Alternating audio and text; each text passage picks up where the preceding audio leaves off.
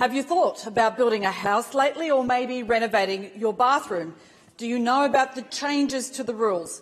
Probably not. The biggest changes to the construction codes in its history is being implemented very rapidly and at a time of uncertainty and cost escalation, with many Queensland consumers potentially impacted by up to $30,000 on a new house, but it also extends with additional cost, even with bathrooms that are being renovated.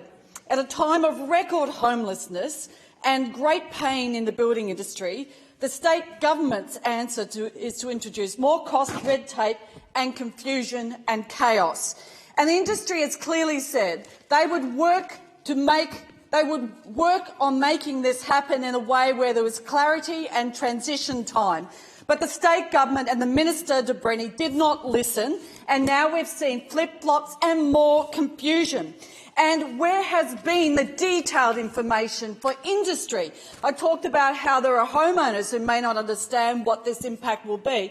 Well, there are people in industry who are also saying that they have not seen the detailed technical advice provided to the range of many small businesses that make our construction industry work.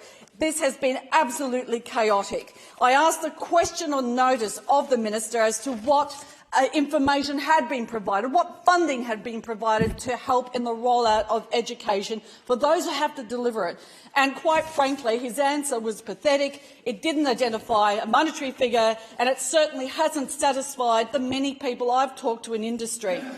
One said, "Our view is that insufficient education and awareness was provided to industry, consumers and the supply chain.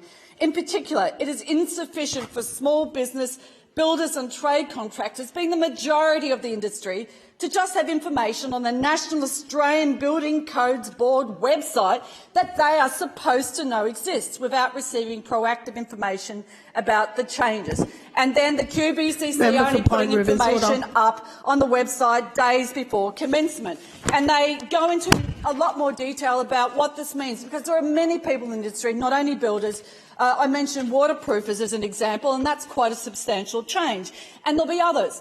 And people want to do the right thing, but the way this government has done is absolutely the wrong way to do it. They've spent more on their own PR and their own publicity and their own egos than they have on working with industry, working with consumers. We need to see answers to homelessness that aren't about a government creating confusion and more cost and more disruption through their flip-flopping, when there needs to be certainty, and work with industry so people can have their homes built, have their homes renovated and a roof put over people's heads.